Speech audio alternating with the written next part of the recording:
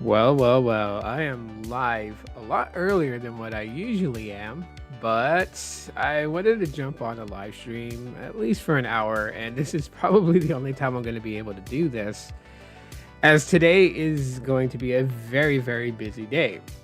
So, what I do have in line and scheduled for today's podcast really is, open discussion with you guys, whatever you guys want to ask. So, like, there will be a Q&A. The entire podcast is a Q&A. You guys can ask me any questions, anything that you guys want to ask me. You're curious about or whatever. So, yeah, don't hesitate to ask. There's no such thing as a dumb question, but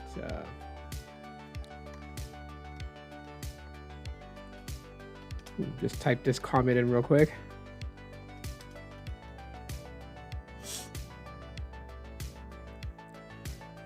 And let me pin this to the top of the chat. Yeah, so it's an open Q&A. You can ask whatever question you guys want to ask me. But like I said, there'll be some story times, some stuff shared or whatever. So yeah, it's turning out to be one of those mornings. But again, good morning to everybody. I'm glad to have you guys here. So yeah, I'll be sharing just a couple of things. I wonder if I should just turn this on here. I have my little softbox light. Whoa, my hair looks super hash. Super hash. But that light is kind of bright though, so it is a little bit annoying. Anyways, get my little shield up. If you guys haven't noticed why, when it's like the cold season, why I like to wear a hoodie and keep it up most of the time, it's just for comfort. It's my comfort zone. So yeah. Anyways, I'm going to be sharing a couple of personal stories regarding tech. And then of course, I have a really awesome beverage going on here. Today's Thanksgiving, so I figured, I would splurge a little bit. And if you guys want to know what this is, actually have it here. It's A&W Ice Cream Sundae Pop. So yeah, I decided to try it. Today I'm cooking up a feast that's fit for a beast, which is me. No, I have to pretty much like set up, get the dinner and everything started. Just because, my wife has to work today, but, she'll be getting off at 2 in the afternoon. So, Nian Dang, happy Thanksgiving to you, my friend. If you want to take a moment to check out the poll and answer the poll question of the day, and if you have any questions that you've ever wanted to ask me, doesn't matter what it is, personal about me, tech related, whatever, game related, don't matter. Whatever questions that you guys may have had in your head that you want to ask, feel free to ask it. So it is an open Q&A session as well. But heading to families is what we got a vote on. Nice.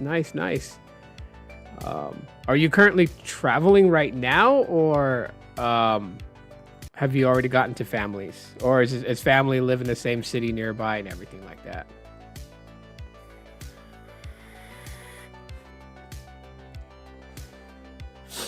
So, I'm going to share a story with you this morning. I just got off the phone with US Mobile this morning. So I'm going to explain it in all detail as to what's going on. So this is not like a review of any of the providers. This is just, personal things that, for me, why I make the jump. So if you guys don't know something about me, one thing I'll share with you guys is that if I feel like a company has wronged me, I will step away from them. Like, I literally would step away from them. And that's initially what happened. So my Google Fi bill generated yesterday, which is normal. Nothing wrong with, a cell phone bill and everything like that. But when I looked at my upcoming charge for my phone service, it was $600. I'm like, what the hell? Like, why is it $600? What the fuck is going on? So I go through the breakdown of the bill, and I noticed that the rebate for the Pixel 10 from Google Fi when I upgraded the is applied onto that bill, like not the credit, the charge for it. So I'm like, what is going on? Like, what is actually going on? You know. And anyhow, so I reached out and I chatted with the Google Fi rep. I was like, hey, I noticed that you guys are charging me the rebate discount that I gotten when I upgraded to the Pixel 10. So they were like, not going into too much detail for that, but literally they hit me back with they can't do anything about that charge. And this is something that they made clear to me, because the guy was asking me. He was like, oh, we see that you have switched between your Pixel 9a and your Pixel 10. I'm like, yeah. I was like, I was open with them. I was like, it's not a big deal. That what I do as like a hobby, like a fun thing that I love to do. And so I told him, like, I make content on YouTube, and when I'm testing out a phone, I move my service from my actual phone that that's my personal phone that I like to use as a daily driver, to a device that I'm testing. And the guy was like, oh yeah, that sounds pretty cool. He was like, but that's probably what ended your upgrade promotion. He was like, the line had to stay active for 120 days on the Pixel 10. I'm like, oh, okay, well, I didn't know that. Like it had to permanently stay. So I told him, okay, well, that is the reason why you guys are seeing switches between the Pixel 10 to the Pixel 9a, or to the Pixel 7a, to the Pixel 6a, to the Nothing Phone 1, and all that stuff. And I was like, okay. I was like, well, I didn't know, because I've been doing it for a while. I haven't received any messages, any type of alert, to tell me like, hey, you're in danger of losing your promotion if you move your number away from Pixel 10. So long story short, he chats with the back office team. I'm like on chat with them for like 5 hours.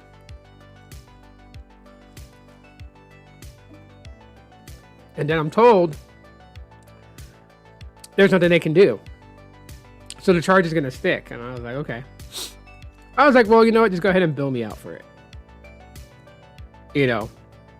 Because like Google Fi is great service. Trust me, I like the service. I like the service.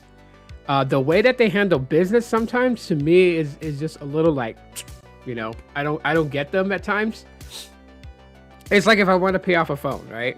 Like if I'm like, okay, I want to pay off one of my phones because, I financed a couple of phones from Google Fi. I was like, okay, you know what? Like I want to pay off one of the phones. So it's like, let me just pay off one of the phones right now. Every time that I try to do this, it's just so weird. I get why they don't do it. Like they won't go and just process a payment on the spot. Their customer care reps don't have that ability. That's something that they don't have the ability to do. You can scream, shout at them. You can be like, take my payment now. And they're going to tell you, like, all they can do is just generate that charge on your next coming bill, and then you'll pay it on your next coming bill. So like if you wanted to pay off your phone right now, you would just click like pay off device, but it's not going to charge your active payment method when you click that. What's going to happen is it's going to generate it to appear as a charge on your next bill. So I told the guy, I was like, okay, you know what? I'm just going to pay off these devices. He's like, okay. He already kind of knew where I was going with it. Because, as a customer care rep, I've done it for so many years. When you start to hear those telltale signs, those little cues, where someone says, okay, well, I'm just going to, pay off my devices, or I'm just going to, whatever the case may be, like you know what those cues are. And so, yeah, the person already pretty much knew that I was just going to step away from Google Fi. So they were like, he's just like, we do appreciate your service. And it's like, appreciate my service, like go ahead. Go ahead. Do your worst if you want to. Do your worst. So, yeah, I'm just like, okay, well, for the most part.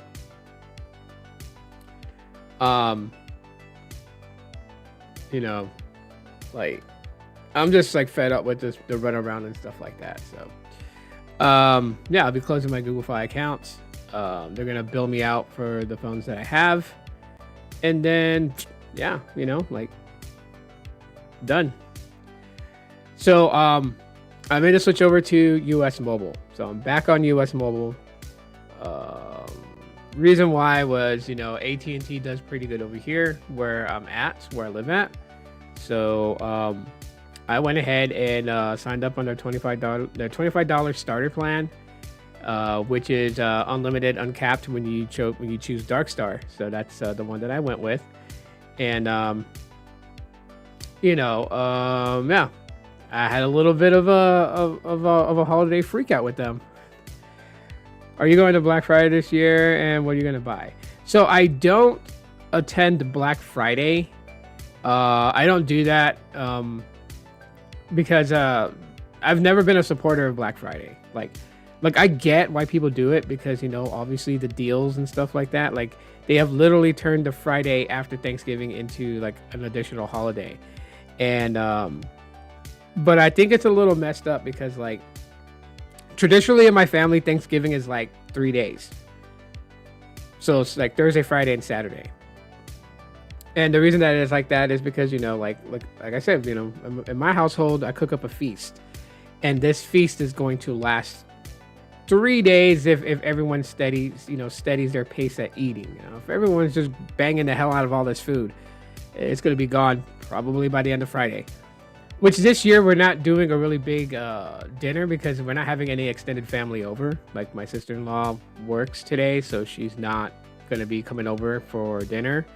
My nephew's going to be with his dad at his dad's family's Thanksgiving dinner. And, over the years, a couple of friends that my wife has turned out to be some pretty bad snakes. So she's cut ties with a lot of people that were just not good for her in her life.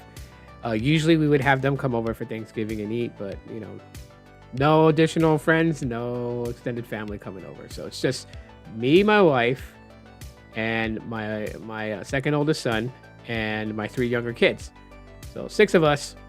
So I'm preparing food for 6 people to at least go a couple of rounds of seconds and thirds.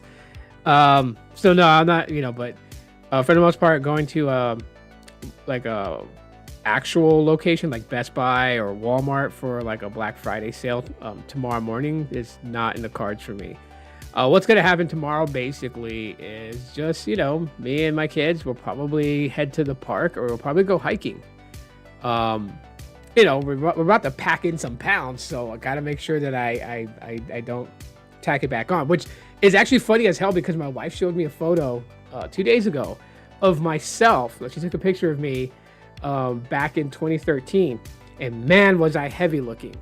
I mean, yeah, I'm still kind of chunky right now, but man, you could really see it in my face. Like I had a much wider and rounder face back then, and I was just like, whoa, So that was just like the times when I had put on dad weight, because my wife and I, we were having kids 2 years apart. We tried, when we were, pushing to expand our family, we wouldn't try to have kids back to back. We at least had a gap between them at least 2 to 3 years apart.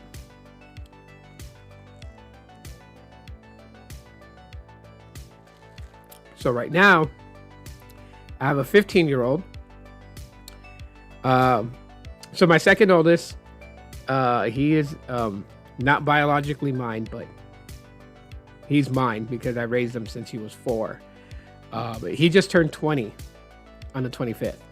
So he's 20 years old right now. My oldest son, who lives with my ex-wife, he's turning 21 next month on the 12th. And then I have a 15-year-old and a 13-year-old and a 10-year-old. The 10-year-old is my youngest. So those are the ages of the kids that I have. And yeah, when my young ones were, I try to keep this like PG. But when my wife and I were extending the family, trying to keep it PG here. I put on some dad weight. That's just inevitable. Any man out there will tell you, like even the ones that like go to the gym, they're gym rats and they get shredded up and everything like that. Even they will tell you like they put on some dad weight. That's just the thing. You know, it's like when my wife was pregnant, she had cravings. I would try to help her satisfy those cravings, and in the process of it, you know, so she, for me at least, so she wouldn't feel bad, I would have a small meal with her. But even having a small meal can just end up just tacking on some of the weight. I'm gonna have the chat open. But yeah, you know, it's crazy. It's just crazy. Like just seeing my age transformation from like when I first started YouTube back in 2010. You know, so that was 15 years ago. So for 15 years, I've been doing YouTube. And for 15 years, I've been making all this type of content and everything like that. So would have been cool if I was sitting at 15,000 subscribers, because then I could at least say, you know, that I had gained 1,000 subscribers for every year. But you know, we're close. 14,100 and I think 14,122 subscribers. So to all 14,122 of y'all, thank you very, very much for taking a chance on this guy. So yeah, I mean, that's been a crazy thing. What about you? Are you going to be attending Black Friday? Or do you have any places in mind? Do you have any things that you're hoping to be able to get? Because like one of the things, and so this is going to sound very crazy, but like one of the things that I do enjoy doing is listening to the police scanner. I can't believe I'm fucking telling you all this. Because I live in a very populated city. Odds are, chances there's gonna be cops are gonna have a field day tomorrow with people and their behaviors during Black Friday. I think one of the Black Fridays that sticks out the most for me is I think in 2015 or 2016. There was a shootout where two guys had pew-pews, and they got into a heated argument in a Walmart over TVs. You know, they had those those doorbusters, right? Like I think it's like every 30 minutes or every hour they bring out items that are the doorbusters. You know, the big savings or the hot commodities. And they bring them out with pallets, and they're all neatly wrapped with a shrink wrap, and they cut the shrink wrap to expose on the products, and people just rush in and grab 1, 2, or 3. Anyways, it was one of those things. And so this guy, he got a hold of a TV, but on the other end of the TV box was another gentleman that had his hand on it, and so they ended up fighting over the TV, and Walmart associates asked them to leave. So both men were heated already, and were forced out of the store, but they were still in the parking lot. And each one had pew-pews and decided to try and pew-pew each other. I'm trying to keep things PG. It just sounds so ridiculous in my head. You have everything you need. Nice. So basically, you have what you want and what you need. So really, the Thanksgiving weekend celebration festivities is just about spending that time with family, right? I think what I'm gonna do, so like, you know, for Friday's plans, more than likely we're gonna go hiking, you know, try to like keep ourselves in good physical conditioning. Probably have a couple of holiday movies on a list that my kids and my wife and I are gonna watch. And I'll probably, I have emulators downloaded on my Google TV dongle. So I have like MED or MD.EU or something like that. I forgot what the acronym is, but it's an emulator for Sega Genesis, and I have a bunch of my favorite Sega Genesis game ROMs installed on it. I have the SNEX 9. which is a Super Nintendo emulator, and I got a bunch of Super Nintendo games that I've installed. So I've installed a lot of games on that TV dongle. As I Google searched how to, like how to play emulated games on Google TV, and found a way to do it and to move all those files over, install the apps that I need to install to get them running. And so yeah, I can play some old school Nintendo, Super Nintendo, Sega Genesis games, pair my Stadia controller to the Google TV, and just sit and play some games. So I think me and the kids are gonna hit up some old school Mario, because I do have Mario All-Stars, which is just basically the Super Nintendo of having Mario Brothers 1, 2, 3, Super Mario World, and I don't know if it has any additional other Mario game other than it may have Mario Kart. I don't think so. But then I also have Mario RPG. So I think me and the kids are gonna try to beat that game this weekend. There's a lot of games that we're gonna play, but I know there's specific ones that my kids want to beat, get to the end. So I think Mario RPG is one of them. So yeah, we'll be playing some retro games and video chatting with family. I mean, that's the other big thing. And the sun's coming out, so I can turn off the softbox because it's like it is bright. There we go. The other day my family likes doing is doing a Christmas in the Park light show. Yeah, that's a lot of that stuff is already happening. I am gonna be going live mobilely sometime in the next 2 weeks. If you guys haven't noticed, the Short Side of Tech YouTube channel has been completely taken down, and nothing wrong with the channel or anything like that. It's just I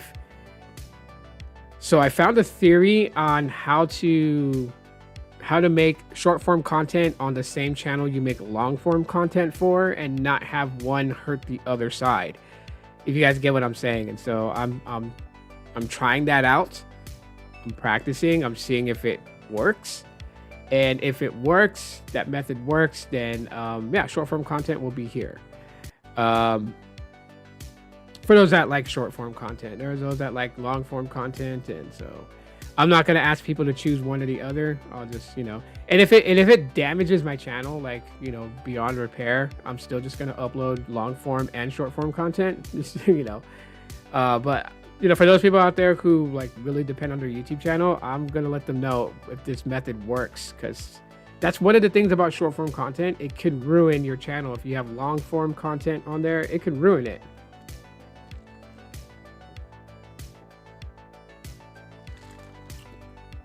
Quite honestly, I think YouTube should just rebuild their algorithm when it comes to that. They should never have short form content and long form content conflicting. YouTube is a platform for videos. So why would one style of video hurt the other one? It doesn't make sense. If like the end game goal for YouTube is to be able to work with other companies and, make their money off advertisement, then design an algorithm that does not damage one side or the other side of content creating, because that doesn't make sense. This is a video platform. So if I make short form content and I make long form content, one shouldn't hurt the other side of my channel. It should never do that. Like, the algorithm should never be like, okay, more people are watching the short form content, so we're just going to push all your short form content and abandon your long form. Like, that doesn't make sense to me why they would do that. Of course, short form content is going to gain more traction. It's a shorter video. And in today's standards, not dissing anybody, but the truth is, today's standards, people are ADHD. They just are. So I feel like I'm normal amongst everybody because, people have short, rapid bursts of moments in life. And that's how they live their life. Everything's quick on the fly. This is why TikTok, became such an instant hit, is because people were getting, their fix, almost similar to Vine.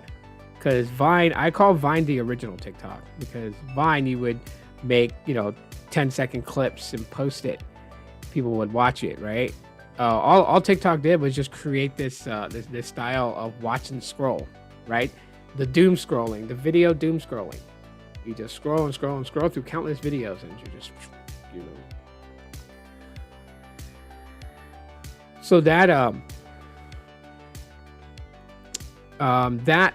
obviously made its way to YouTube because YouTube realized that there's vast, you know, untapped potential with allowing short form content to be part of the YouTube, you know, the whole thing. So YouTube incorporated what they called shorts.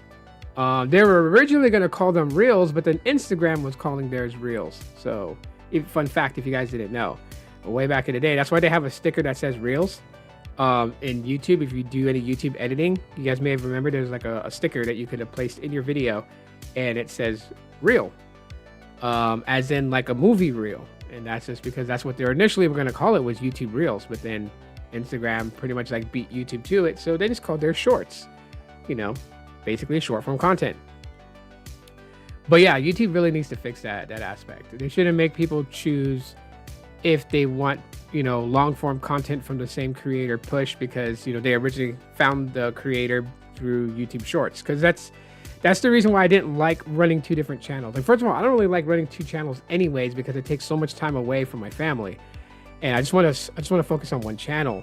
But I do want the videos that I post to be able to get out there to, you know, people. So in order for me to be able to do that, you gotta utilize shorts.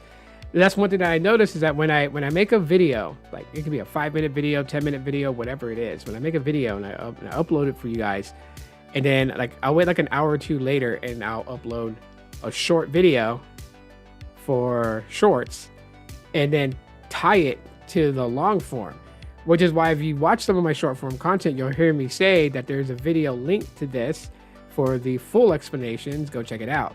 And I say that because they also don't implement a good place for people to see that there's a linked long form video. Like, it should maybe like the title of the video should be like a different color so it kind of stands out, so people can see, oh yeah, there is an attached video to the shorts. And if they're interested in what I'm saying in the short video, and they're like, oh, I want to know the whole thing about this, they can click on that and open the long form video and watch that too. But, you know, I don't know how YouTube software engineers are handling things. They're very, very weird.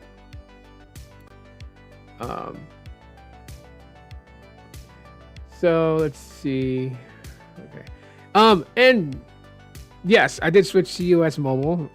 And I just had a fun time talking to a representative at US Mobile. So shout out to them, because they fought really hard to make things right. But initially, so you guys understand what happened, was, like I said, stepping away from Google Fi, moved and got a US Mobile Dark Star, $25 starter plan, unlimited. So I had totally forgot that I had a US Mobile account already. So with a different email address, I created a new account, tried to sign up, but then like the account was flagged, and I was like, what the hell is going on here? So I tried to activate a line on the new account, and it was telling me it couldn't do it because it was flagged. And I'm like, oh man, you know, like that sucks. So then I was like, oh, maybe it's because I have another account. So I went through my Google password and saw that I had an old US Mobile account. So I went and reset the password to that account, logged in. Went through all the initial setups, had a little bit of a hiccup yesterday activating the new line, but I got a new line activated, and I was like, everything was great. And then I fell asleep, and I woke up this morning. I woke up to no service. I was like, what the hell is going on? And no service. I test called one of my kids' phones, and I got the little voice recording when your call is intercepted because you're prevented from making phone calls, and it's like, oh, this is US Mobile. If you're having issues making a call at this time, we would advise you to talk to customer care. And I'm like, what? Like, what is going on? What the hell's happening? So I initially chatted with the rep, and the rep was like, oh yeah, you gotta reply to the email from our compliance team. And I'm like, oh, okay. Well, the compliance team don't really tell you what's going on. They don't really tell you why your account gets flagged, but they locked my active account. They locked it. I couldn't even sign in. So I ended up calling a care rep, and I was talking to him, And the care rep was telling me the same thing. He was like, yeah, I just reply to the email. And I don't know if it's like a specific question you ask that gets them to do it, or, I'm just going to say it was out of the kindness of his heart because it's Thanksgiving that, he went the extra mile for me. Because I was telling him, I was like, I replied to the email from the compliance team. I don't know why they flagged my account. And, I got a phone line set up and activated last night. I don't know why they deactivated the line and they locked my account.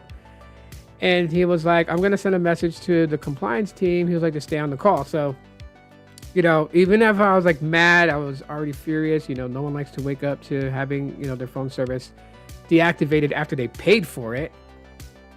And so I let him do his thing. I was keeping my my emotions in check, my anger in check, and everything. Because yes, I do have a short fuse temper. YouTube is just a way that keeps me calm. YouTube is it's like my pill, if that makes any sense. Like I don't take any medication for ADHD. YouTube is my outlet to keep me calm. Editing videos keeps me calm. So, but anyways, yeah. I digress from that. So yeah, I stay calm throughout the situation, let him do his thing.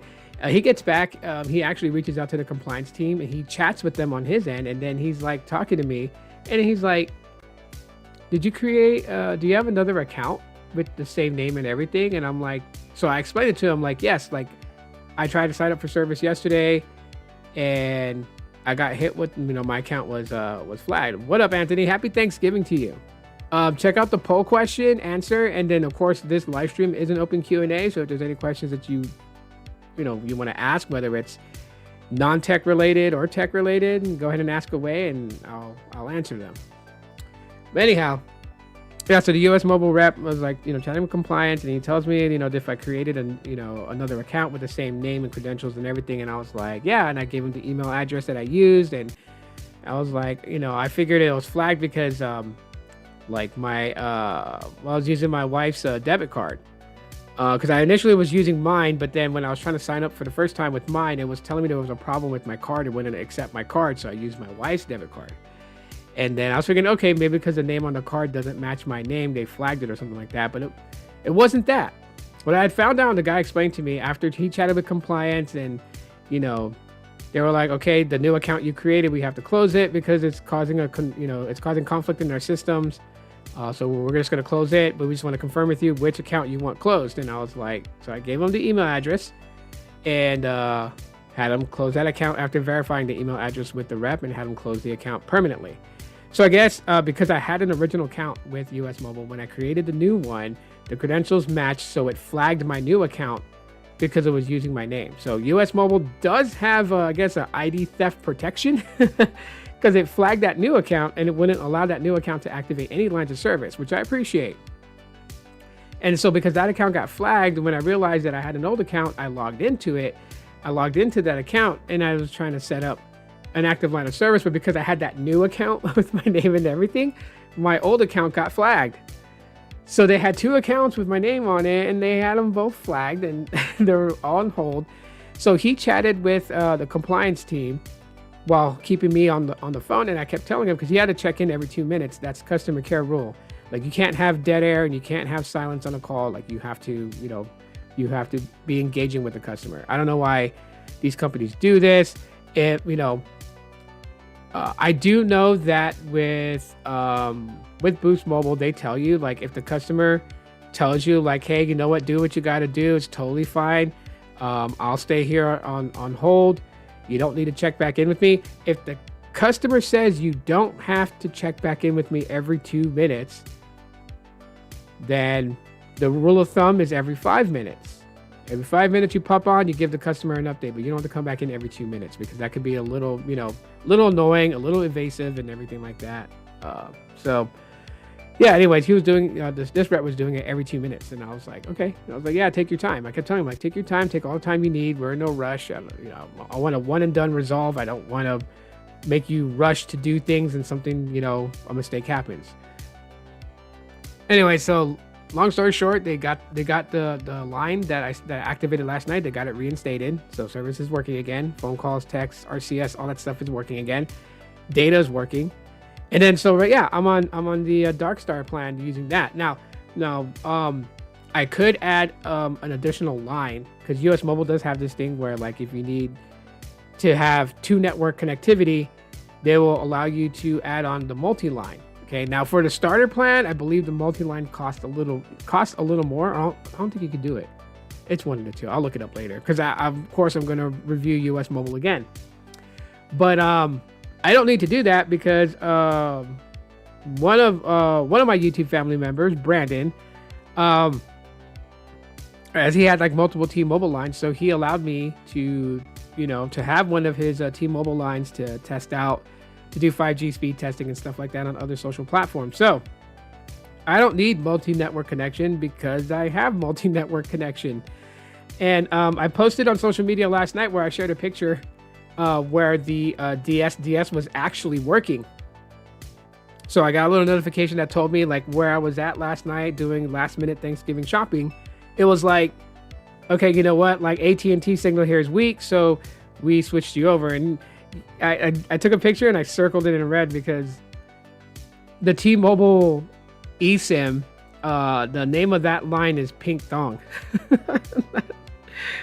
I just decided to do it in honor of Sneed, in honor of Carlos S. Tech, because they used to make fun of T-Mobile and talk about their T-Mobile employees are wearing the pink thongs and sipping the pink Kool-Aid because, T-Mobile had this really radical culture that is no longer there because John Ledger is not CEO of T-Mobile anymore. Like they really screwed up retiring John Ledger from T-Mobile because he did great things for T-Mobile.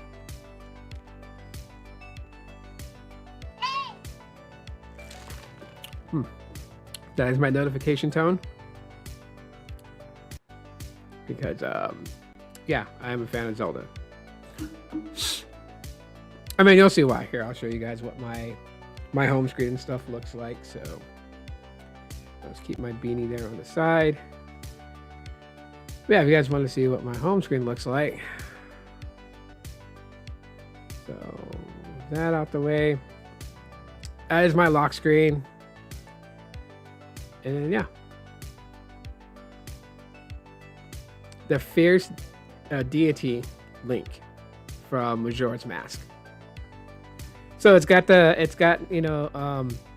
little fairy Navi. It's got her. Hey, if anyone's played Legend of Zelda: Ocarina of Time, let me know. Hey, how's it going? How's it going? Sneed Media Network. Glad to have you here, Sneed. Happy Thanksgiving to you and your family. I got a little bit that I can do on this live stream before I have to start prepping everything. Right now, I'm a one-man chef in the kitchen today, so my wife has to be at work since she is a manager. So that's one thing I love about my wife. I wish like if I was back in the physical workforce and not remotely working from home, in the type of job that I'm doing, I would love to have my wife as my boss. She always laughs about it, but I always tell her, she's a cool boss. So the reason that my wife is working Thanksgiving morning is because there's a couple of her cashiers that have kids and stuff like that.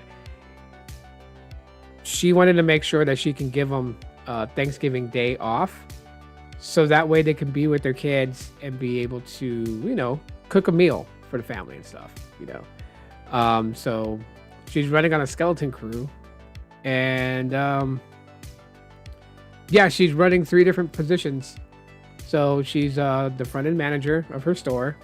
She's also running the customer service desk, and she's also handling the self-checkout section. So she's got to run around with her little mini iPad on her forearm, watching the self-checkout area while running customer service. So if someone comes up and wants to do a money order transfer or cash a check or something, she's got to run over there and do that.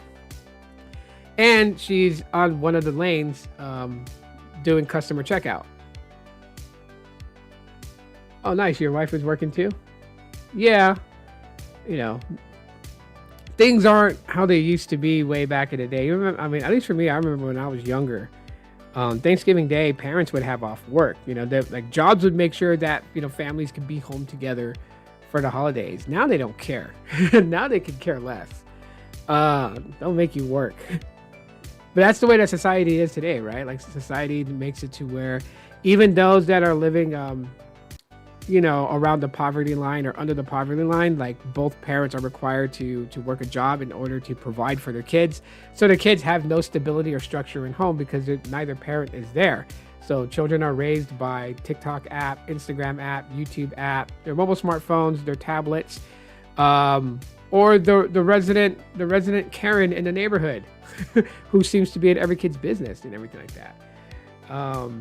Hello, hi, how are you doing? Answer the poll question just above. And there's a poll question, and then we're also having an active Q&A session. So any questions you want to ask, whether it's tech related, non-tech related, ask away, and I'll try to answer it.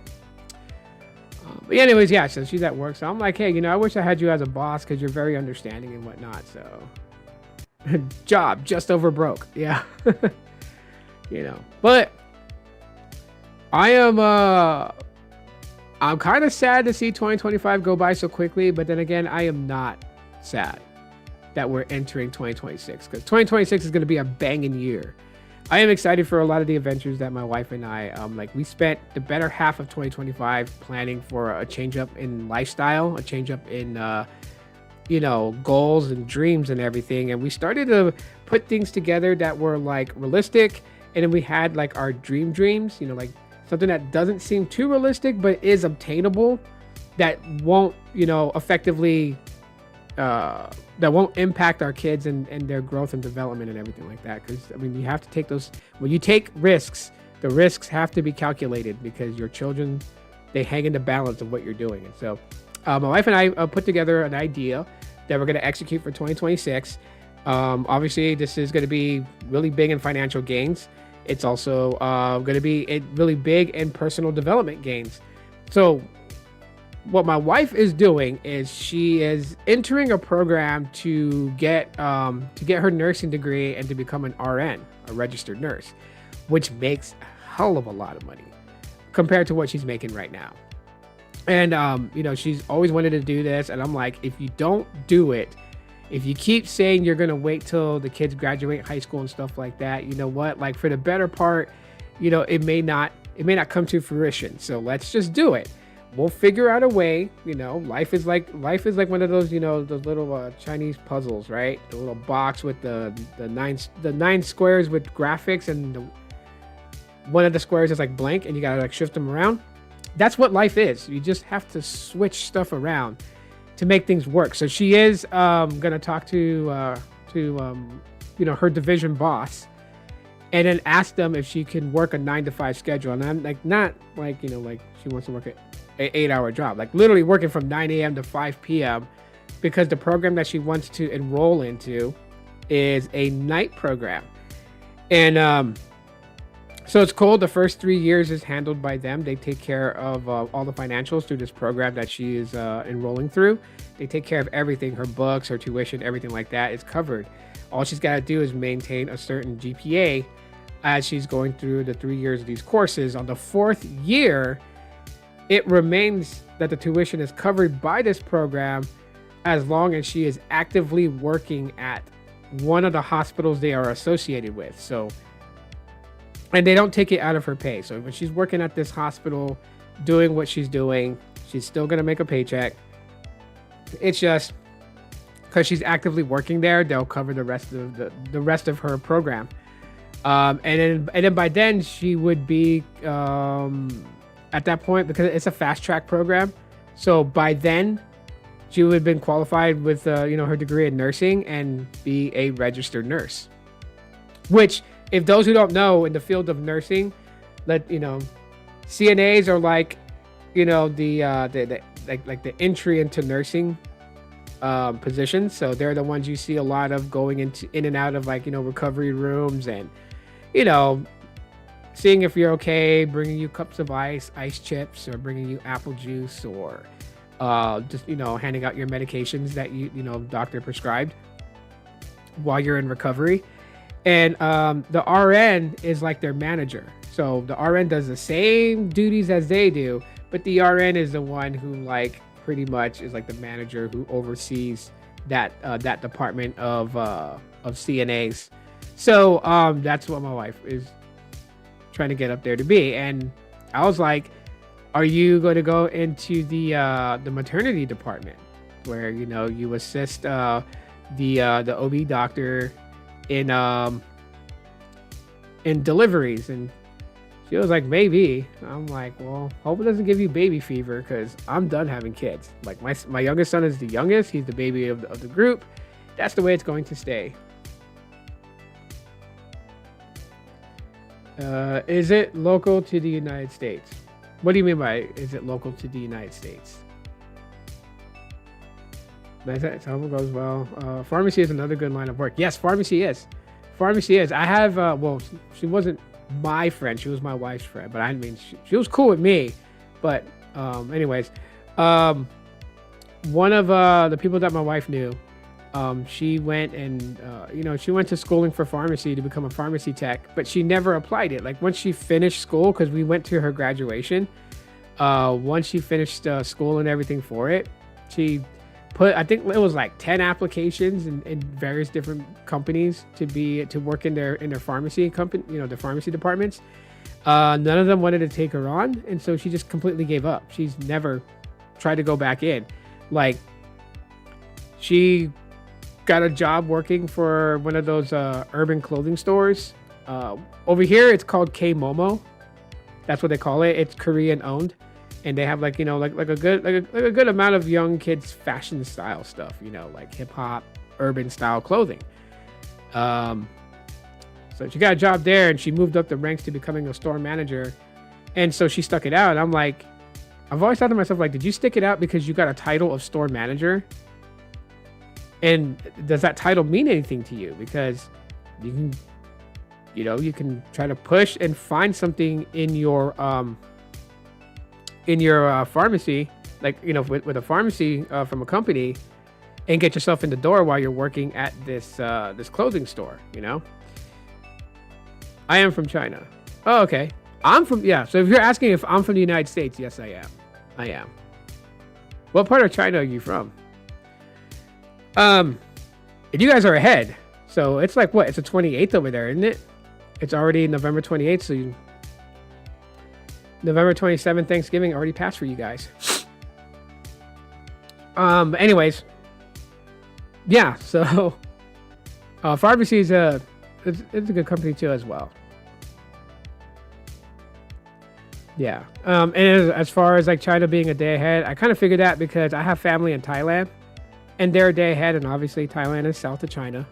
It's right next to India, between India and Laos. So, yeah.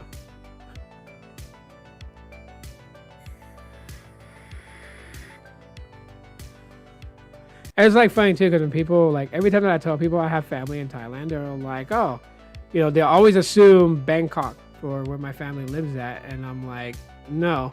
And it's funny because, like, I know I butchered the pronunciation of it because my mom never taught me to speak Thai, so I don't have the lingo down. One thing my mom always told me though is that when you speak the Thai language, it almost feels like you have a lazy tongue when it comes to pronouncing certain things. But of course, when you speak, U.S. English, your tongue is pretty active in making sounds. So it's like trying to relax my tongue, and I sound weird. But like when people are like, "Oh, you have family in Thailand? Are they from Bangkok?" It's like that other thing, Bangkok or Chiang Mai. But it's like, no, they're from Khon Kaen, is where my family is from, up north, North Thailand, border between Thailand and Burma. So that's where my family is from. That's where, there are family members that I don't know of, and that's just because my grandfather, he had three kids with my grandmother. So my mom, it's my mom, and no, he had four kids because it's my mom, my two aunts that she's close with, and then her younger brother. And then my mom had I think 2 or 3 other younger siblings. So yeah. Who can help what? What are you talking about?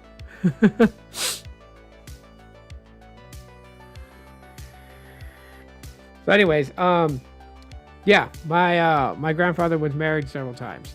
Like, so my grandfather from my mom, what she told me about him, so he's not actually from Thailand. He's actually from Laos.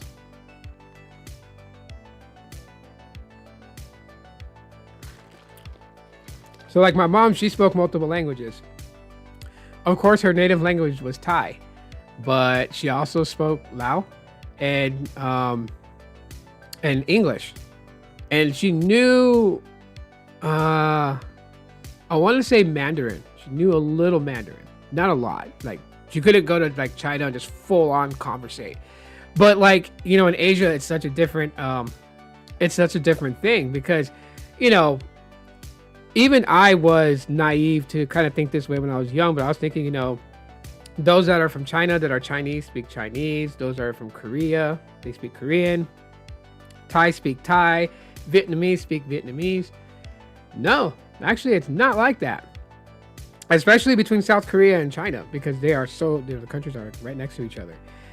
There are Chinese who can, fluently speak Korean. And vice versa. So like my mom, her older sister, my aunt, Kim Kit can speak Mandarin. She can speak Vietnamese. She can speak Lao. She can speak Thai.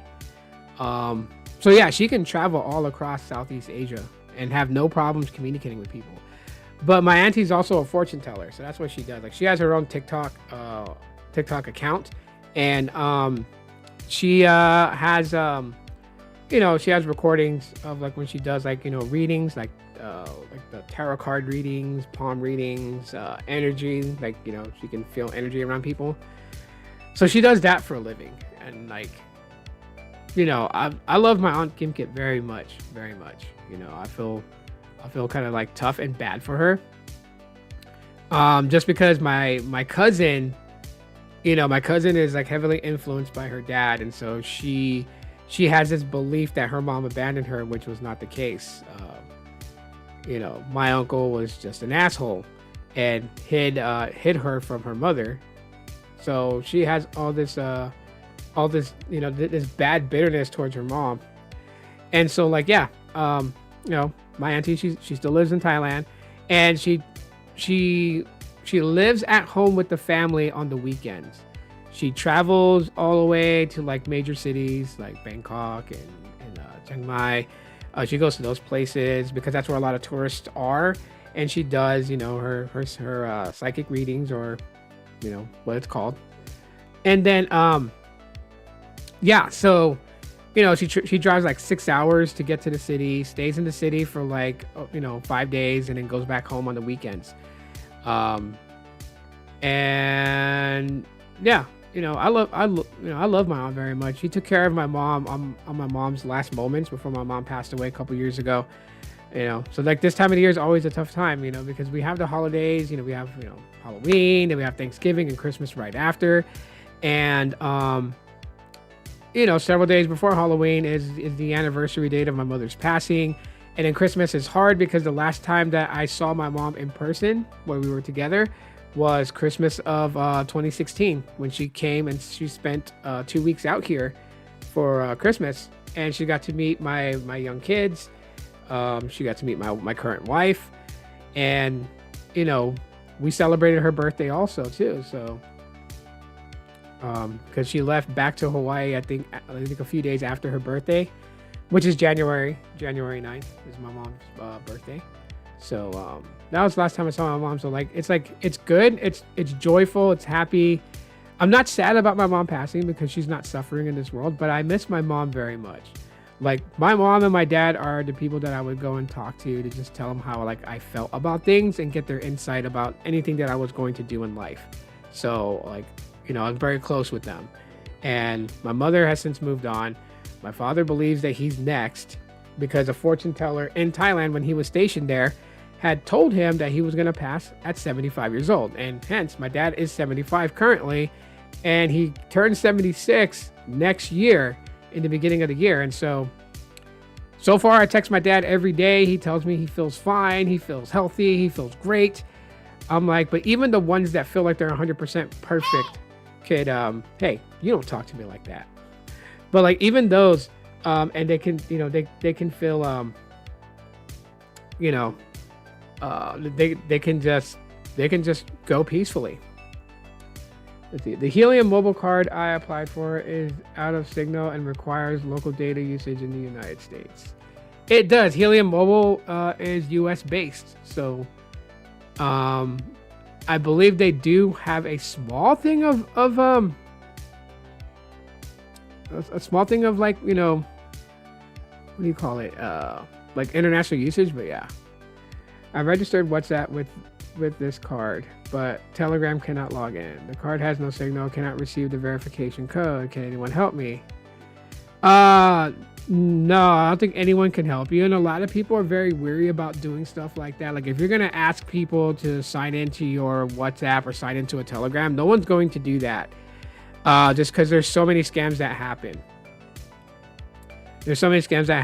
And, you know, on my time on YouTube, I've gotten to not meet in person, but kind of meet on the sidelines type of thing, like through social media. Several content creators that's what they make content on. They bait scammers into staying active on the phone with them for like 4 or 5 hours, and then they reveal themselves to be a, you know, a white hat hacker. One person I had a conversation with, we're not friends, we don't hang out, we don't DM each other or anything like that, but you know, I did get to have some interactions with him, is Scammer Revolts. So big shout out to the YouTube channel Scammer Revolts. And yeah, what they do, oh my God, their stuff is crazy. Like, I'm not going to explain too much. I don't want to give it away because I don't need people to know how they, like, I don't need the scammers out there who scam people for money. I don't need them to know how these guys do what they do, because then that just points them in a direction to beef up their security. The whole reason of doing this is to prevent people from being scammed and hacked. So a shout out to them. So yeah, you know, would love to help, but it's not something that we can do. We can't help with that. I'm sorry. What you could do is chat with Helium Mobile and see if there's something they could do to help you, because their customer care team is pretty awesome. So if you just connect to like any like open Wi-Fi signal that gives you data, and then go into your Helium Mobile app and go to support and start a chat log and begin chatting with them.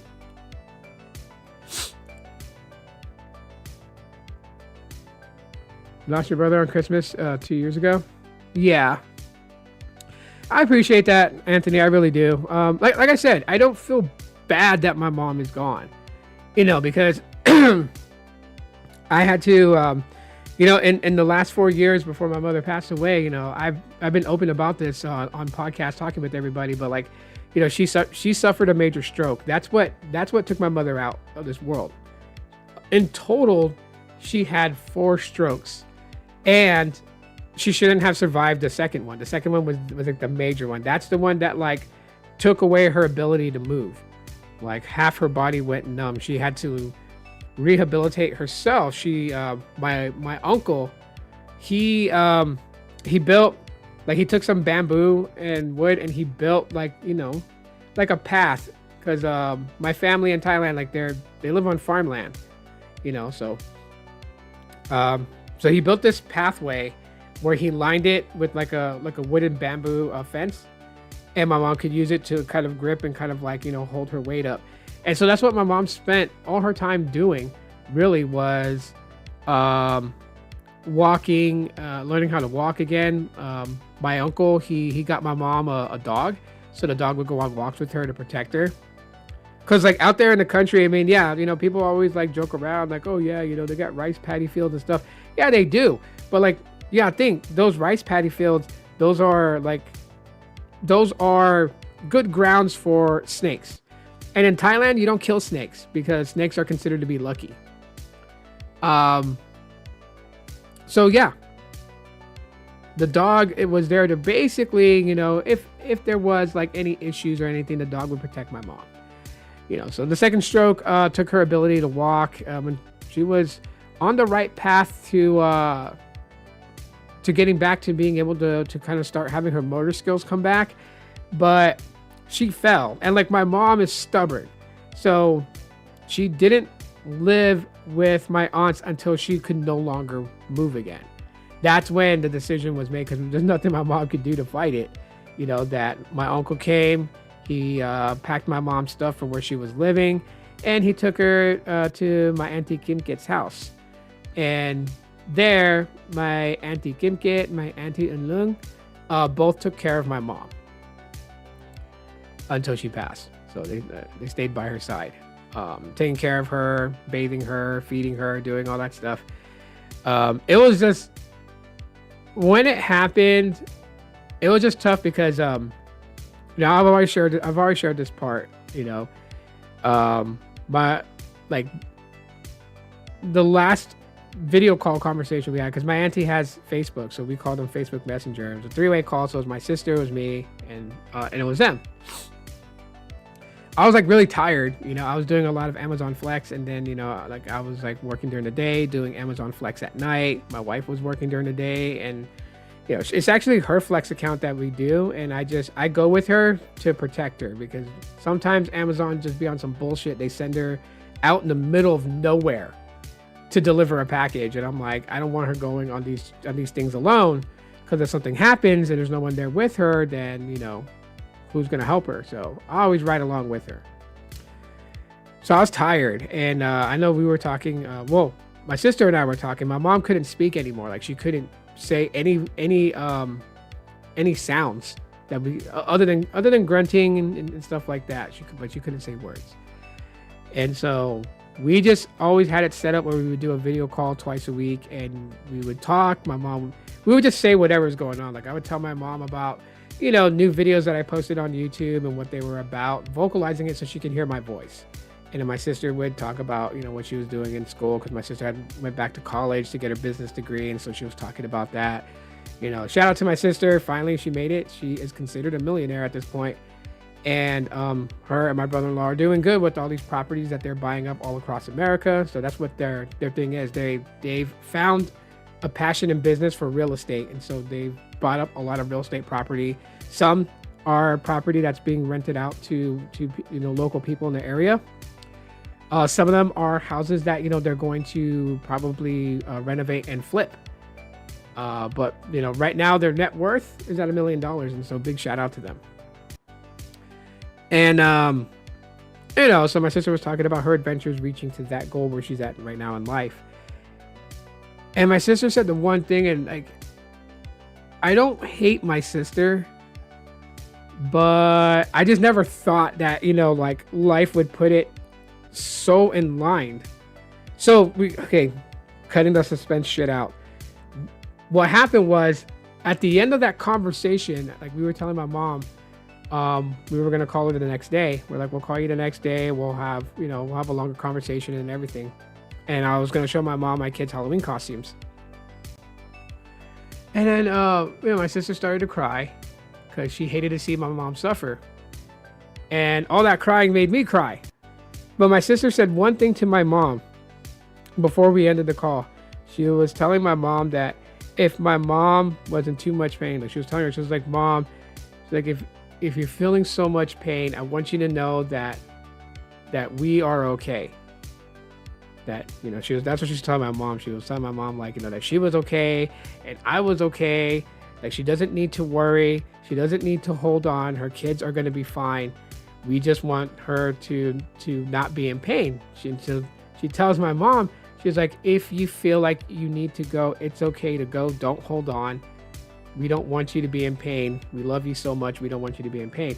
She told that to my mom at the end of that call. And so we said goodnight to my aunt. We thanked them for taking care of my mom. Both of my aunties were there. So we told them both, like, you know, we appreciate you for putting up with my mom and taking care of her. They were totally fine. My sister was sending them money every week to help them with their expenses, like to buy food and stuff like that. You know, so doing what we could to help out. And I remember I went to sleep that night. I fell asleep. It was like a relaxing, you know, sleep. Like, it was a sleep Like I don't get much good sleep, you know. Like that's why I use like sleep tracking on my smartwatches just to see like how much, you know, actual sleep I'm getting. So I don't really get any good sleep. And anyhow, so next day, you know, I'm up, I'm milling about doing my own stuff and taking care of business or whatever. And then, you know, I get a text message from my sister that says that mom left. And I cried. I cried like a baby. I isolated myself away from everybody. I put a couple of holes in walls because I just started to hate the world. In that moment that I got that text message, I hated the whole world. Like, and my kids knew not to come around me because I was angry, I was hurt, I was sad. Because when I saw that message, like, you know, like mom is gone. It was like every attachment that I had to my mom just popped, just one after another. It's like there were hooks inside of me that bound me to my mother, and those hooks just started snapping one by one as I went through memory lane of every little thing that my mom has done, good or bad, to me. And yeah, I didn't get to say goodbye. But, and you know, and like I said, like I don't hate my sister for saying that. The intentions were good, but the thing that really made me upset was like she spoke for me. She never let me speak for myself, to let my mom know how I felt about things. To, you know, it's like, yeah, she's an older sister, so, you know, older sibling, but I just felt like it wasn't her place to speak for me.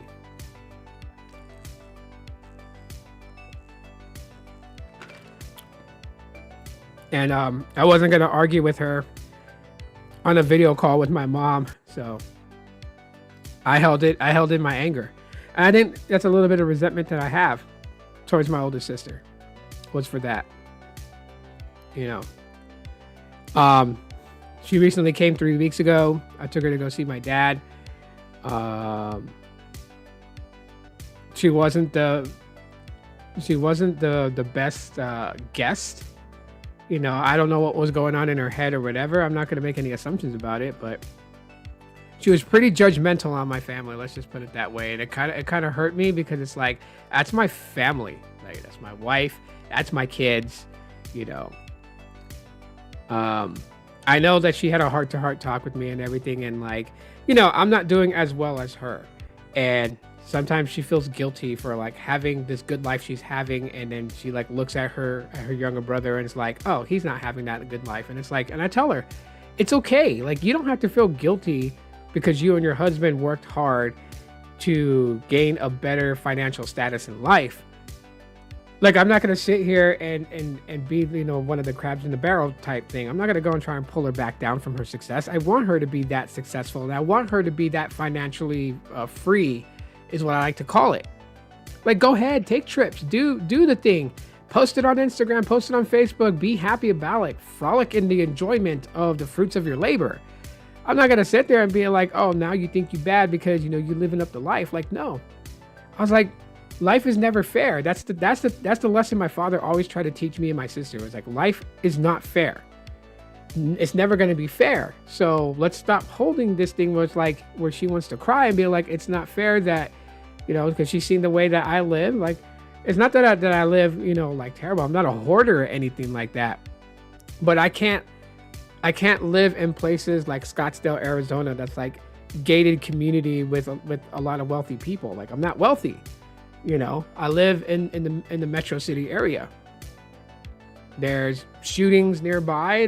There's not like an everyday thing. It's not like, you know, it's on the schedule for today. Like, oh, today at some time at like, you know, 6 p.m. someone's gonna get shot. Like, no. But the chances of a shooting happening here in the area that I live at is far greater than it is in Scottsdale, Arizona, or in Anthem, Arizona, or Paradise Valley. You know, because this is a metro city. There's a lot of that city life influence out here. Gangs, drugs, prostitution, all that stuff. Like, I was laughing the first day that my sister arrived here in Phoenix, Arizona. The first day she was here. And my wife had to work, so we dropped my wife off back to work. And then my sister got a rental car, and then we were driving to my townhouse. And on the way here, my sister and my niece both freaked out because there was a house surrounded with SWAT, Phoenix Police SWAT. And the reason that the house was surrounded was because, of course, they were doing raids because we have a big problem with human trafficking in the city. This city is a hub for human trafficking. So they always find safe houses with people, kids living inside of them that are not from here. Some are from, Asia, some are from Russia, some are from the Philippines and stuff. And so, yeah, so they happen to see that, and I wasn't fazed by it because it's something that, it's something that we deal with here. So I don't want to say it's normal because it's not normal, but it's something that we deal with a lot here. So I didn't have, a shocking reaction like they did. And they were just looking at me like, is this something that happens every day? And I'm like, no, it doesn't happen every day, but we do know what goes on. We do know what the darker side of the city has. And so it doesn't shock us. But yeah, so, I mean, it's like right now, even though it's been 3 weeks since I seen my sister, the damage between how she interacted with my kids, it's going to take a while to repair that.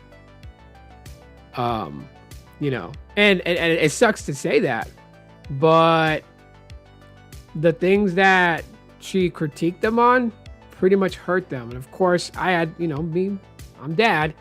I gotta repair that. I have to repair that. And so, it doesn't bother me to repair it. It's just that I don't want it to happen again. And so now that, my sister's back in Hawaii and she's over there doing her thing, there's that gap. And maybe the next time she comes, to like a family reunion, maybe she'll be a lot different. But, there was just things going on with her. And so like, I wasn't going to hold a grudge. Like when she did talk to me, she was fessing up to the way that she had behaved and apologized. I was like, I wasn't going to hold a grudge. I told her I forgave her. Like I had already forgiven her before she even talked to me and then opened up about how she was. But what she's got to understand is that I forgave her, not for her. I forgave her for me, so I wouldn't carry bitterness about it because I don't like to carry those things with me anymore. Now she's just got to forgive herself for the way that she acted and how she behaved and how she interacted with my kids. Because when I met my nieces and nephews, I was never like that with them. And it's the two different worlds that my sister and I live in. I don't judge people based on what I see, because who am I to judge anybody? Yes, we are all guilty of judgment. I'm not trying to say that I'm a saint that walks on water or anything like that. But I don't purposely go and judge people. Okay? I may pass judgment on somebody, and that's me being, stupid and ignorant in that moment. But the intentions of doing it, as in like I'm valid to do it, no, that's not something that I do. I don't do it that way. I don't judge people. My sister does. She's very judgmental. And so, yeah, like I said, I love my sister. She's the family that I have left. When it's my dad's time to pass, that's what she has. Like that's all I have. So why am I sharing all this stuff with you guys and opening up like that to you guys? Well, it's pretty much like this. Like everybody has good things that go on in life for them, and everybody does have hard times fall upon them. The thing is that what you have, you have to be thankful for. Like, I don't say it because it sounds, snazzy or anything like that. But when I tell people, like, if you look at my place, maybe the conditions that you live in seem worse than mine. So you'll look at my place and say, that's a nice place. But if you're somebody that lives in a very, very nice place, you'll look at my place and you'll be like, how do you live there? So I've always had this thing where it's like, yes, my place or the things that I have might look like a piece of shit to other people, but it's still my piece of shit, is what I'm trying to say. You have to be thankful for the things that you have in life.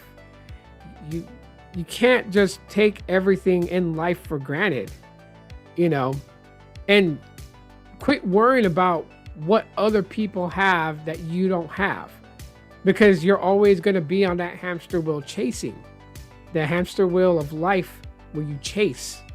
You always chase. If you want to stop that feeling of chase, then you got to stop looking at what you don't have and look at what you do have. What you do have, you need to take care of. What you do have, you need to appreciate. What you do have, you need to thank the lucky stars that you have it. The things that you don't have, you don't need to compare yourself to other people. What you should do is, for the things that you don't have, that you do want to have, is to start thinking a way of how you can get from here to here so you can get those things. That's what it is. This competition between siblings of which sibling was successful, which sibling was not. That's a real thing that siblings may feel, but you can't enact and play upon that. You can't let that be a thing that seeps into your soul. So like, yeah, I've joked around with some people that I know. I'm like, yeah, sister's a millionaire. And this is how you know where the world's perception on things are. I say my sister's a millionaire, and the responses that I get from a few people is just like, oh yeah, so you'll be living up the high life. Like, wait, why am I gonna live up the high life? Oh, because you're her little brother. Yeah, your sister always took care of you. You're her baby brother. And I look at them, I'm like, when we were kids, but we're not kids anymore. We're in our 40s. She's married to an awesome brother-in-law. I love my brother-in-law. He's awesome. Hardworking man, doesn't stop. Busts his ass to get to where he's at in life. And, so we're in our 40s. Why is it that when people think that if a sibling becomes a millionaire, like the other one gets benefits off of it? That's not how it works. I don't go to my sister and expect like, okay, because you're financially great means that you're going to help me become financially great in that sense of like giving. Because she does help me. She gives me ideas of what I can do to start a business, to be self-reliant and not working for a corporation, right? To make my own money and to try to be successful. So she tells me all these things that she's learning in business school and stuff like that. So technically my sister is giving me help. Help doesn't come in the form of like, okay, I've officially become a millionaire, so I'm going to hand you $10,000. Like, no, it doesn't work that way. And she doesn't have $1 million cash on her. This is all value of things that they have, right? So that's how it's gauged as.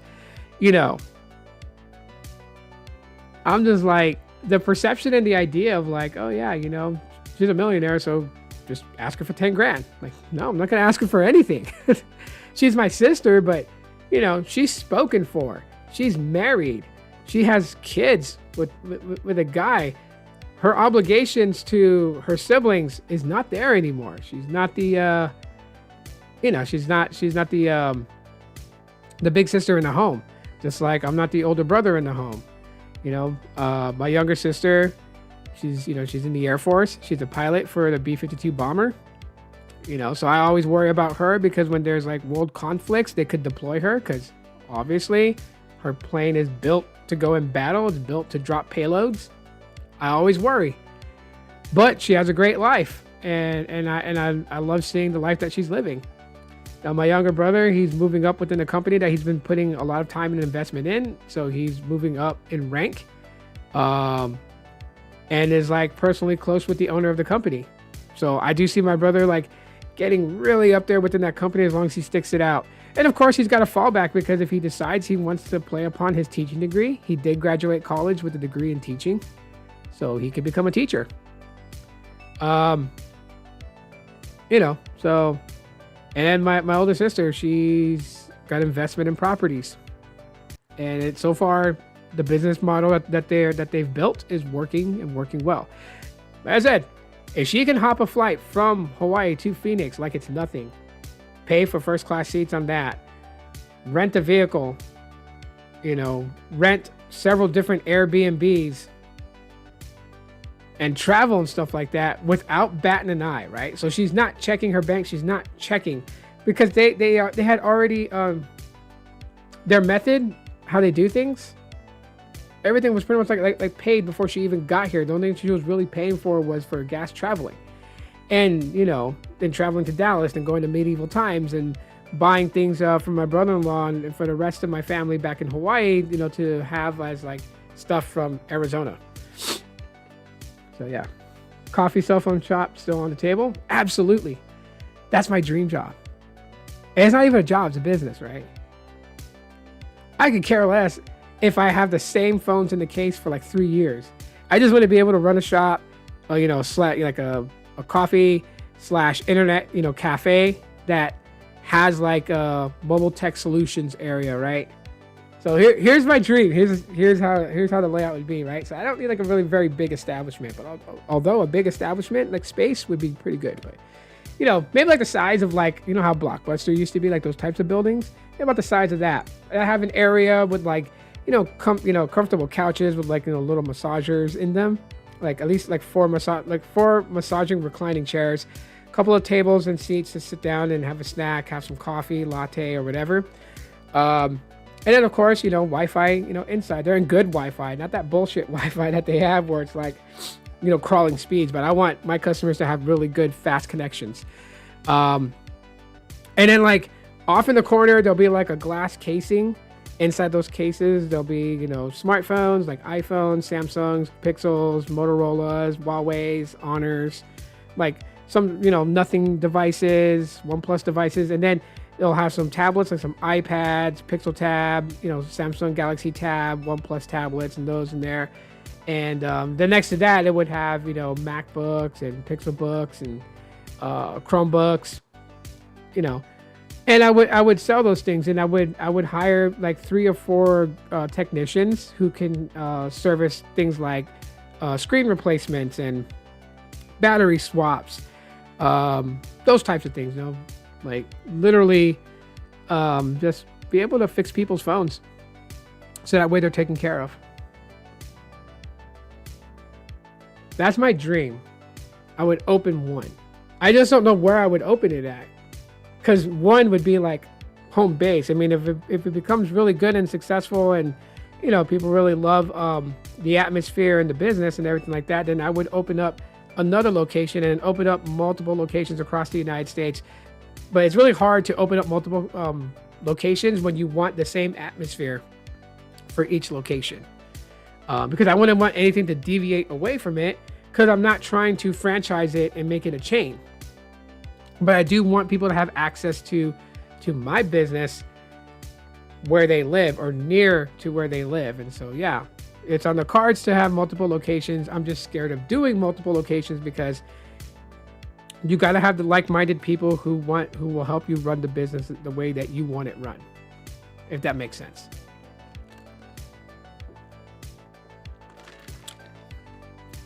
And add on to that,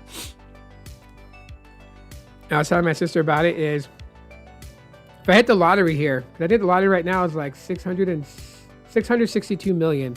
Well, 662.7 million is the lottery here. If I won the lottery, half of that, like 300 million, I would just take that money. Like I said, I would open up some businesses with family. And the reason why is that in places where there's like a high amount of people that are homeless, I would want to buy property or buy land and develop, shelters, and not have it like state shelters where like the places is poorly kept. Like I want these things to be kept up nice and neat. I know homeless people sometimes will just do the craziest stuff. They'll make a mess. They they haven't taken a bath, so of course they have odor, and they're too out of it to want to bathe themselves. But you have to take a chance on the homeless people. Like I know for a fact, one place I would open up a shelter, I would try to buy land and open up and build really good shelters, is on Oahu in Hawaii. I would build there. I mean, not the most recent time I went to Hawaii, but I think I want to say like around like 2016 or around there. Man, there's a place called Kaka'ako. I used to go swimming out there. It's got that little channel that goes in with those concrete slats across that you would just jump off of when a wave was coming in. You would jump off, do like backflips and stuff. But anyways, that whole place has become tent city. There's so many families homeless out there. You go out to the west side of the island, past Nanakuli near before Waianae, like in Maile. But anyways, yeah, like out there in like the bushes between the highway road and the beach, there's a lot of like makeshift tents, set up, and there's a lot of families living there, and yeah, it's tough. They make it work, someone buys a generator, and they kind of like become like a family community, right? It's like maybe like 10, 12, 15 families with their kids living in, in these bushes with makeshift, houses, right? Like they'll get cardboard, they'll get, that wavy tin stuff, and they'll build like a house out of it in there. And of course, to run electricity and stuff like that, they'll someone gets a generator for backup, another person gets a generator too for backup to that. Maybe they'll tap into like a power line to run a line all the way across, because it's not like an interstate highway. It's just a 2-lane highway road, but they'll run that wire across all the way into the area, and then they'll just spider it to all the different tents so people will have electricity and be able to run their, like the T-Mobile home internet's perfect for families that live out there that need Wi-Fi, because you don't need a phone line or a cable line connected to it. It's all done through, fixed wireless access. It's done through a SIM card. And so they can use that out there and, be able for the kids to watch TV and stuff like that, right? With the Roku TVs and everything. Just buy like a little freaking 32-inch Roku TV, set it up, have it connected to the Wi-Fi. Kids can, because it's already tough as is. Like Hawaii's so expensive, right? Even before I left Hawaii in 2003, it was already expensive. Like there was hardly any families I knew where it was just mom, dad, kids living in like a freaking, like a big house. Like the house that I lived at there when I lived back there. The guy who owned the house had the house renovated to create 3 small houses, right? So it was his home that had 4 bedrooms for him and his family, and then his eldest daughter was already married, so her husband and their infant child lived at the very top on the 3rd floor of the house, set up for them. And then the part that my dad rented from them, which was a 3-bedroom, 3-bedroom house. Well, 3-bedroom section of the house. The house was divided up in 3 sections. And they had to do that. And a lot of houses in Hawaii do that. So there's like 3, 4, 5 families living in one house just to maintain it. I grew up on Surfboard Lane. Okay. West Side. West Side. Yeah. West Side can be dangerous. I always tell people that when people are like, hey, man, I'm going to Hawaii. Well, what should I look out for? And I would tell them, like, if you're going down to Waianae or, Nanakuli, like those areas on the west side, like, you're going to stick out like a sore thumb. So always kind of like be on your P's and Q's, because there are some roughnecks out there that just like make trouble and everything. I was like, but you know what? Like, don't rub people the wrong way, and get out of there before nightfall. Because that's the thing about Waianae that makes it so dangerous, is that it is one way in, one way out. Like the highway that used to run all the way to the west point of the island, Kaena Point, and used to round out going up, northeast, like you're heading towards Haleiwa. That highway was destroyed and they never rebuilt it. So you can't really like circle the entire island, because the west point, the highway there, the road is gone. And of course, there's like ghost stories about the phantom cop that, drives and runs all the way to Yokohama's is the name of the beach area, but the locals, we just call it Yokes. But yeah, there's like a phantom police car that people say they've seen, and it's a ghost cop, from a police officer who died on duty. There's a lot of crazy ghost stories in Hawaii. Well, I should have done it for Halloween this year, but I didn't think about doing it. But eventually one day I will. But anyways, yeah, so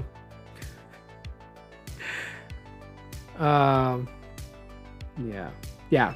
There's only one way in, one way out on the west side. So you definitely don't want to start no shit. Because especially if you're like all the way like in the west area, past Maile, in Waianae area. And yeah, you don't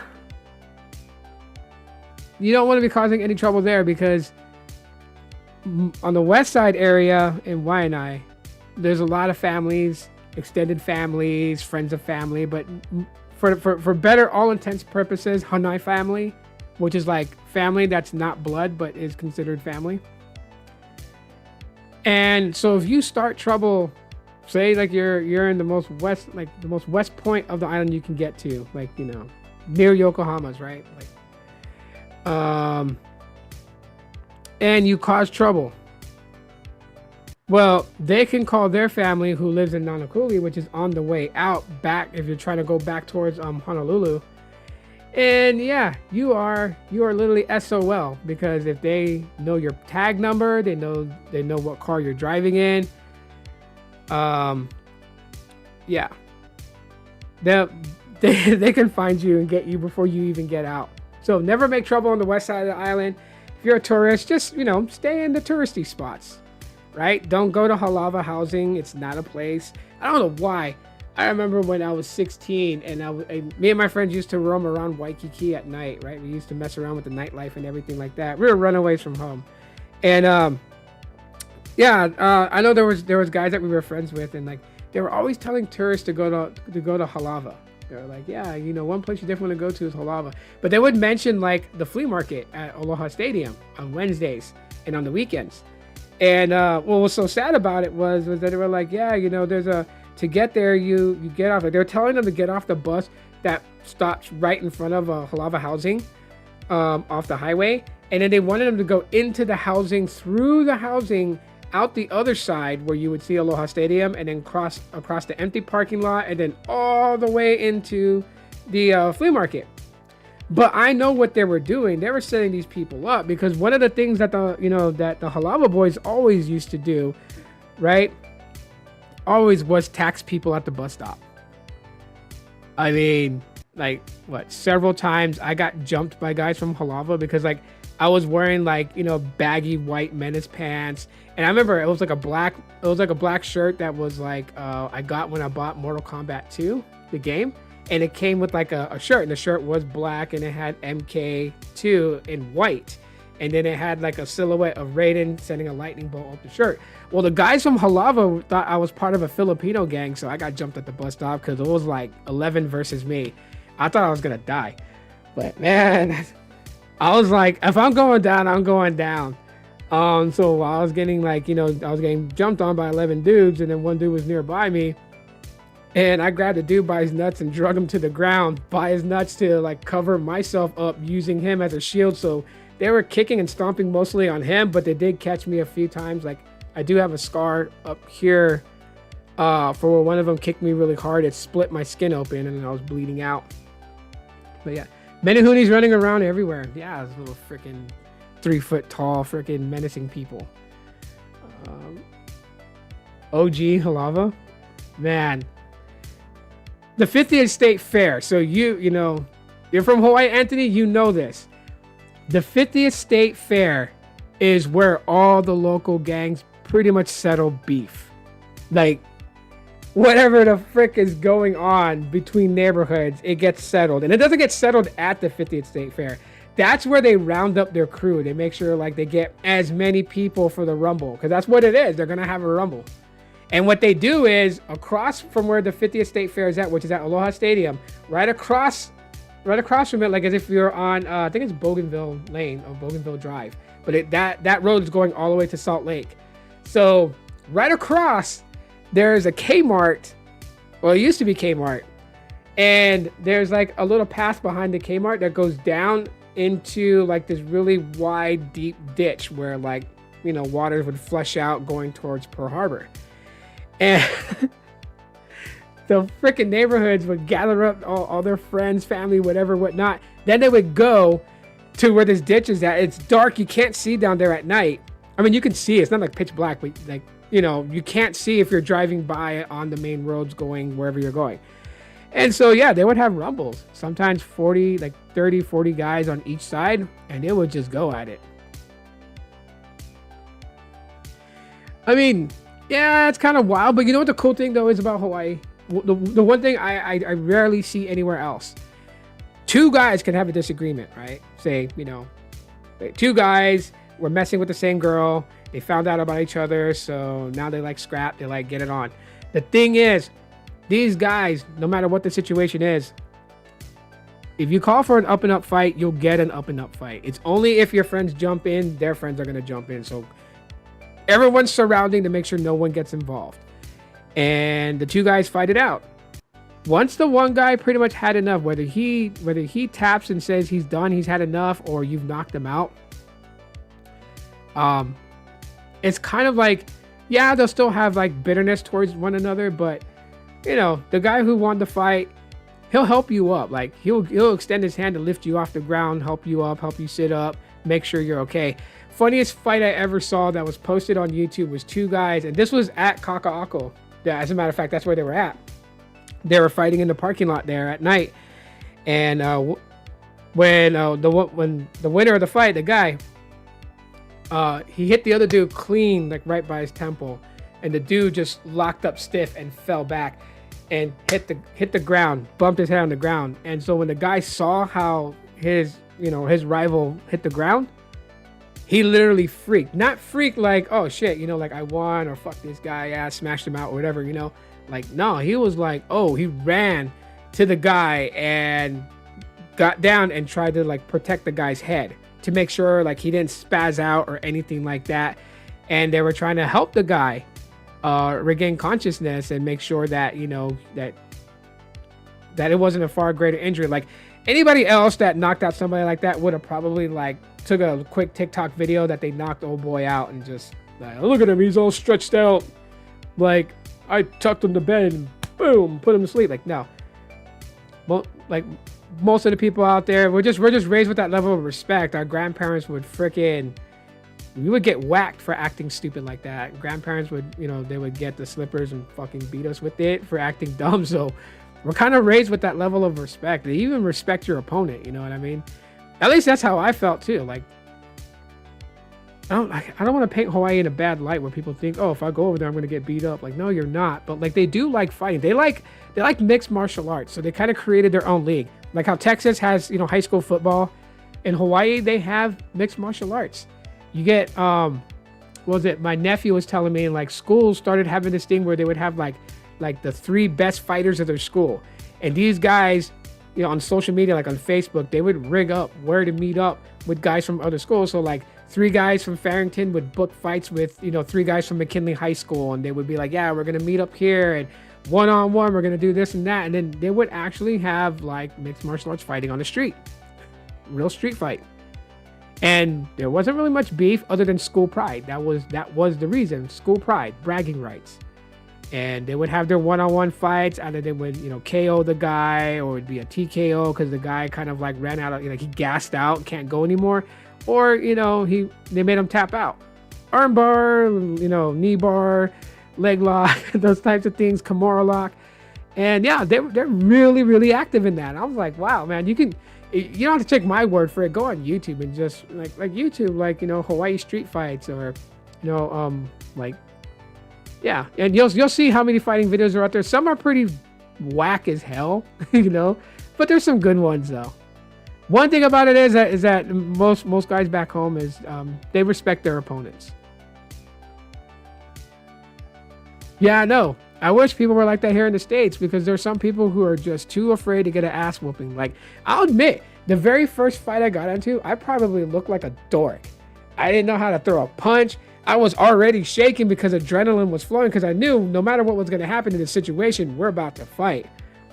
But I knew that I looked like I was scared of everybody else, because some people were even shouting it out in the crowd. They're like, oh, fuck, I'm scared right there. And I'm like, I'm not scared. I've never fought before. Like, interesting thing, because I do got a little bit of time left before I got to start prepping the food. I wasn't much of a fighter when I was like 11, 12 years old. And my older sister, a bunch of like her friends, like the guys that were her friends with her, they were friends with her because they liked her. But they thought if they took care of her baby brother and made sure he was cool and straight and everything like that, like they thought they would get brownie points and probably would get in there with my sister. And then, of course, they did the same shit. They would talk to me and be like, put in a good word for them. So like with the clique of friends that she had, I made friends with. But the one that I made most friends with was, so his younger brother went to school with me. We were in the same grade. We were 7th grade. His name was Travis Ramos, because his brother Ryan was in my class. Travis, I remember one time I had ditched school. I went to the park that was near where I lived, because I didn't go home because I went to buy me cigarettes because the gas station, the guy that worked there, he was pretty cool. He knew I wasn't 18, but he sold me cigarettes anyways. And so I went in and bought my cigarettes, bought a soda, came out, walked across the street into Aliamanu Park. Because that's where I lived at. I lived in Aliamanu, which is near Salt Lake, in between Salt Lake and Foster Village, right by AMR, which is the military housing. So I went into the park, and my sister was there, like 2 of her friends were there, and Travis was there. And Travis's girlfriend, which is a good friend of mine, she was in school.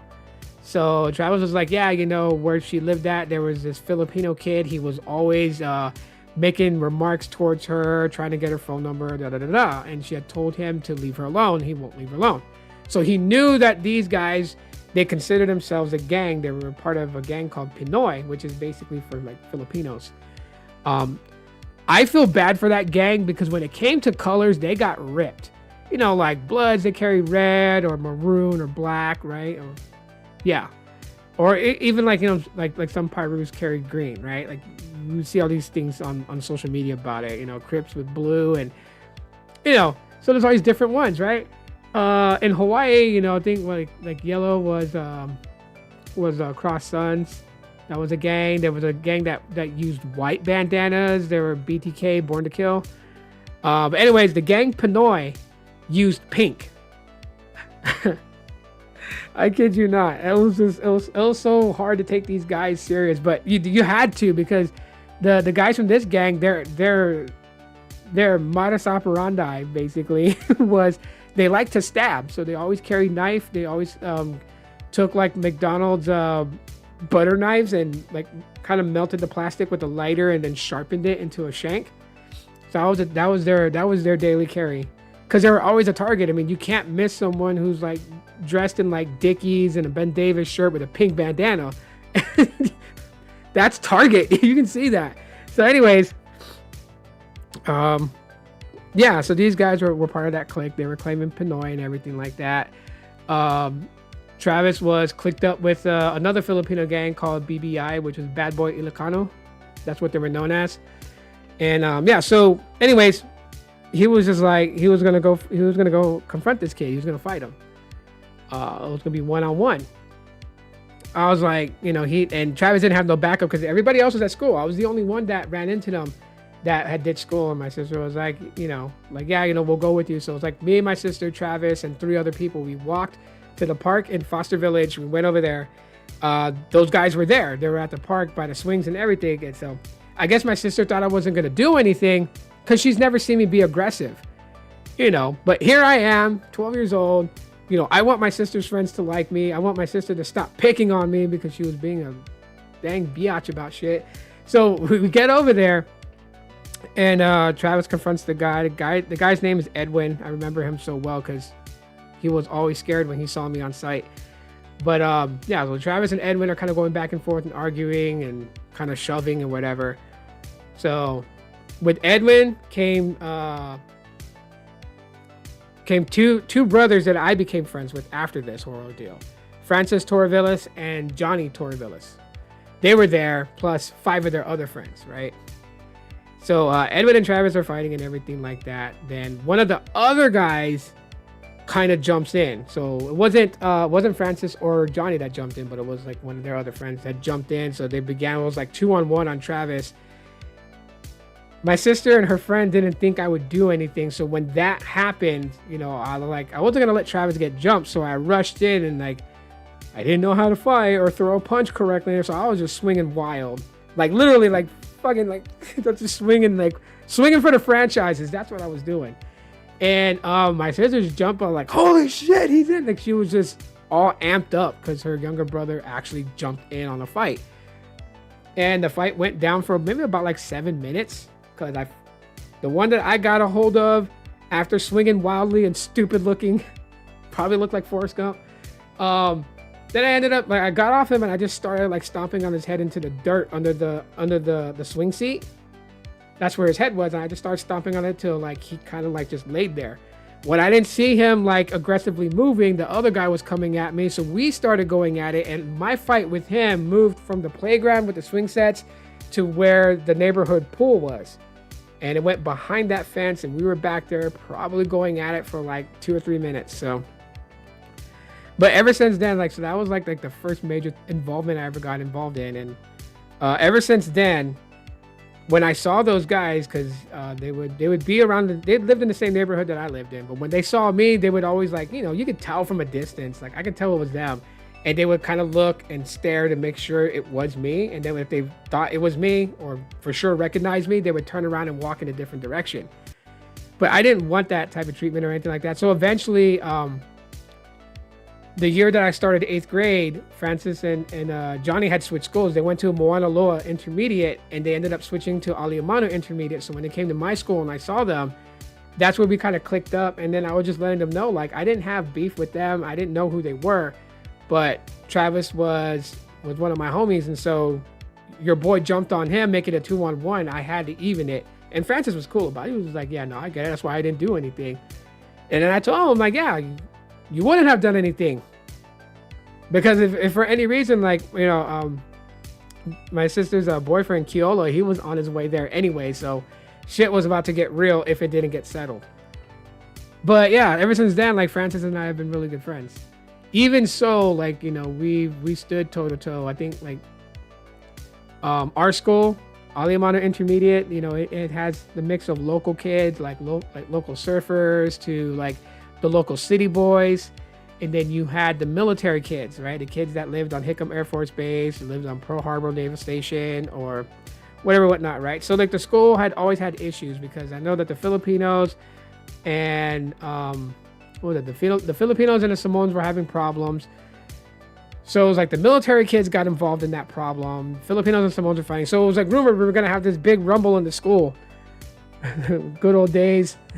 I do miss some of it. I don't miss a lot of the fighting. What I do miss was like ditch days, right? Like was it a couple of friends, Mike Lundy and Ryan and Travis, and there was another Ryan Mendiola. I remember all these guys' names. They were so cool.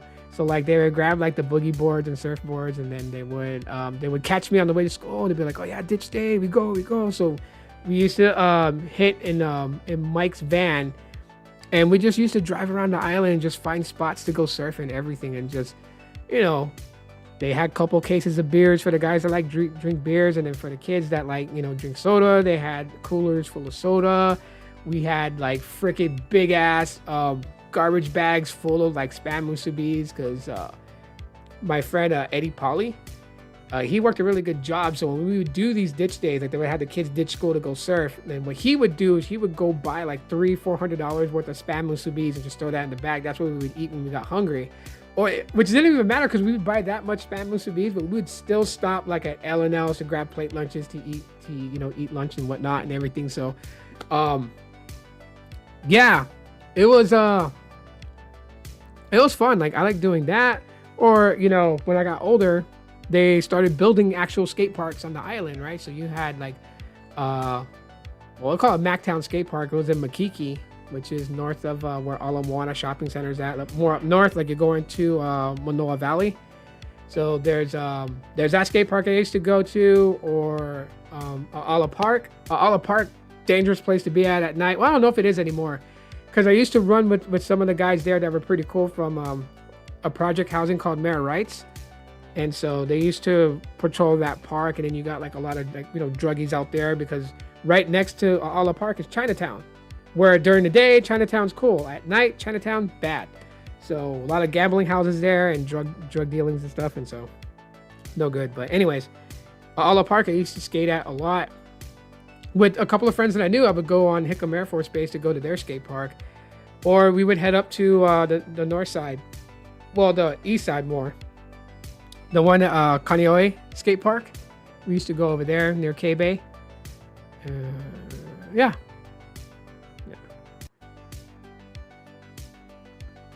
So, anyway, yeah, I'm hitting close to 2 hours on a live stream. Wow. Yeah,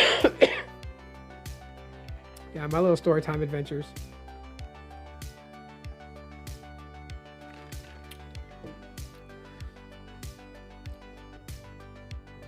Yeah, for sure. Don't get caught in Chinatown, for sure. I mean, I don't know. I heard that they kind of cleaned it up though. But some people have said like, a lot of the old timers, right? Like the old timers that used to chill in the bar at night, kind of would just like, run shadows all around the area that would like do their dirty work for them. I heard a lot of those guys were ran out of there. So like it still has its bad elements, but not as bad as it used to be back in like the mid 90s.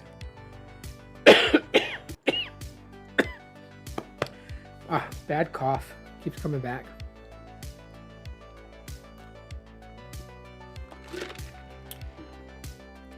Anyways, I'm not gonna hold you guys up any much longer because I do gotta start prepping. Like I kind of overshot my time to live stream by 45 minutes just to hang out longer.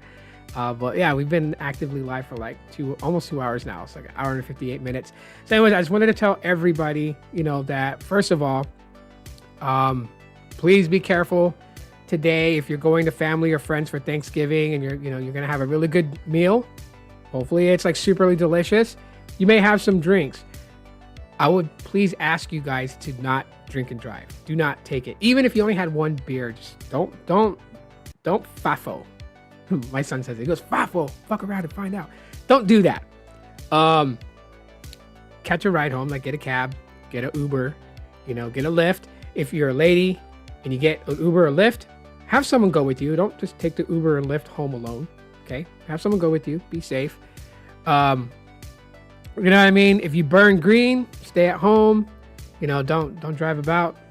Stay at home. I want to see you guys in the next live stream that I have this weekend. So I don't want to hear that anything bad happened to anybody, but I just want to say that I love you guys very much. You guys are an awesome YouTube family. Have a happy Thanksgiving. My biggest thing to be thankful for are for 3 things. Okay? God, my wife and my kids, and you guys. You guys are my YouTube family. So I extend the warmest alohas from me to you guys. Love you guys very much. Please be safe out there. Enjoy the food. And the next live stream, have it ready to tell me what did you guys have for a Thanksgiving feast. There's no dumb answer because I'm a foodie. Okay, if you guys know what I'm gonna have, yeah, I'm gonna have the turkey, the ham, sweet potato mash, potato salad, dinner rolls, spaghetti, corned beef tacos, turkey tacos. Yeah, I'm gonna have mochico chicken, steamed rice. Yeah, it's a mix of everything because it's a feast. It's time to be around family. It's time to celebrate one another, and it's time to eat good. So until then, love you guys very much. Be cool, be safe out there. As always, Allah. See you in the next one.